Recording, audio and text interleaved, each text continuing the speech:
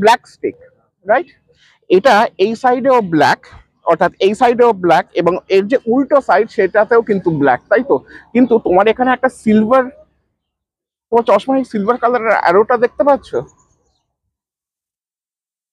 একটু যদি রাব করে দিই তাহলে এর উল্টো দিকে কিন্তু এখন দেখা যায় একটা অ্যারো চলে আসে সিলভার কালারের, তাই না?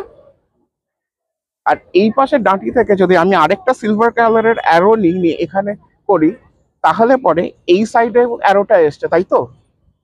আর এর উল্টো সাইডেও কিন্তু অ্যারোটি চলে আসে। কিন্তু ব্যাপারটা হচ্ছে, খুব ভালো করে দেখো, অ্যারোটা টপে আছে, তাই তো? অ্যারোটাকে নিয়ে যদি আমি একটু এরকম করি তাহলে কিন্তু এটা মাঝখানে জাম্প করে। কিন্তু এখানে আবার একটা সমস্যা আছে, এটা মাঝখানে তো এই সাইডে জাম্প করলো, কিন্তু এই সাইডেরটা কিন্তু জাম্প করেনি, তাই তো? আবার যদি আমি একটু এরকম করি তাহলে কিন্তু অ্যারোটা মাঝখান থেকে এখানে জাম্প করে। প্রবলেমটা এখানে,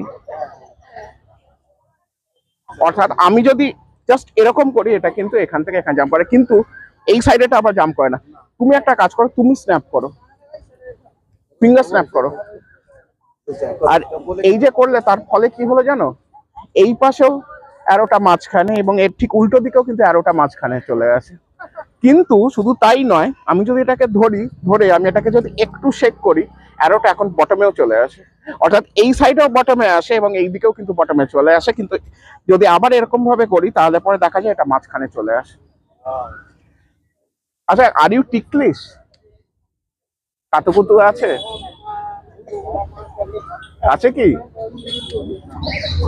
তার কারণ এ কিন্তু ভীষণ টিকলিশ, একে যদি আমি করি তাহলে দেখা যায় দুটোতে স্প্লিট হয়ে যায়।